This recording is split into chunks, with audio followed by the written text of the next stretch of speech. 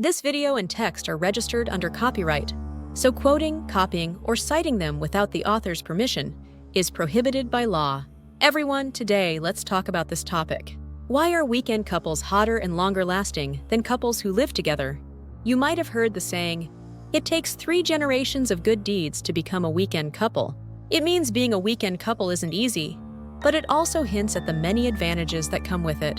First of all, weekend couples can only see each other on weekends, no matter how much they miss each other.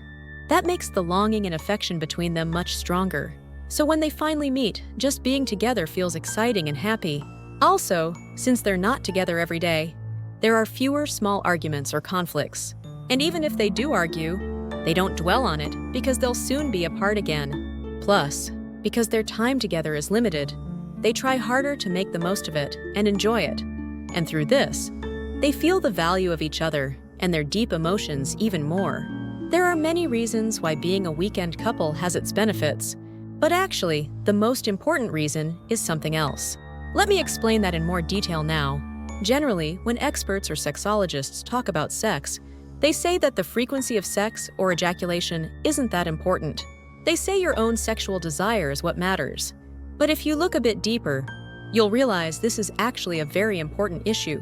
That's because a lack of understanding here can lead to problems, like sexless marriage syndrome. Weekend couples, even if they want to have sex, have no choice but to wait a whole week. This 7-day wait plays a huge role in a man's sexual desire, will, and drive. The longer you wait, the more your sexual desire and drive build up. So when you finally meet, the pleasure and satisfaction are much greater, and those feelings last longer. On the other hand, if you have sex without any waiting, your desire and drive can quickly decrease, and your pleasure and satisfaction can drop. If ejaculation happens too often, it can even reduce stamina and have a negative effect on the relationship. So just like women have a regular menstrual cycle, it's very important for men to have a regular cycle for ejaculation, like once a week or once every 2 weeks. Of course, there are exceptions. Some men have very strong stamina and can recover quickly, so even daily sex is fine for them, but that's rare. To sum up, it's really important for couples to have sex about once a week, or at most, not more than twice a week, keeping a regular cycle. Men, from the time they first become interested in sex, need to try to keep their physical activity, stamina, and sexual ability at a steady level. This is called the principle of homeostasis. If you develop the habit of regular ejaculation according to this principle, you can maintain sexual activity without much trouble, even as you age. But if you ignore this principle and think you're super strong and have sex once a day, or even several times a day, you're going against nature, and that can actually lead to serious problems. Just like if you exercise regularly when you're young, you can keep exercising as you get older. If you keep a regular sexual cycle, you can maintain almost the same level of stamina as you had in your youth. And you can prevent a decline in sexual desire to some extent. This part is really important. A man's sexual desire is a lot like eating your favorite food. For example, even if you love steak, if you eat it for breakfast, lunch, and dinner every day, you'll get tired of it quickly and won't want it anymore. It's the same with sexual desire. At first, you're so excited and happy that you want it all the time. But if you do it too often, you'll get tired of it quickly. The woman might think, "He must really love me," and worry that if she refuses, he might cheat. So she just goes along with it. But just like you get tired of delicious food, if you eat it too often, if you have sex too often in the beginning, you'll soon get tired of it and start to avoid it. On the other hand, if you have sex at regular intervals, like weekend couples, you won't get that sense of fatigue or avoidance, and both partners can keep feeling good about it. Of course, if the husband wants sex, and the wife just flatly refuses, that can really hurt his pride. So you shouldn't do that. You need to persuade him gently. For example, you could say, "When I was in school, my sex ed teacher said the best way for a couple to stay happy for a long time is to keep a regular cycle for sex. I wish you could do that too. What do you think?"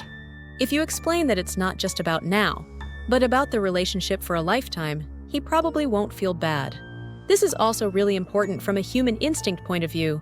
Men are instinctively not attracted to things that are easy to get. But if something is hard to get and has rarity value, it becomes much more attractive. So when a man has to wait for sex, he goes through the mental process of longing and waiting, which actually increases his affection for his partner. Sexual desire is so powerful that it makes up 70% of human desire. In other words, it's one of the greatest joys and most precious acts for people. The more precious something is, the more you should cherish it. And if you use it carelessly, it quickly loses its value. Usually, sex is centered around the man, and this can be a source of dissatisfaction for women. When women don't find sex appealing, men can demand it every day. And then, when women finally become interested, men sometimes don't even want it once a week.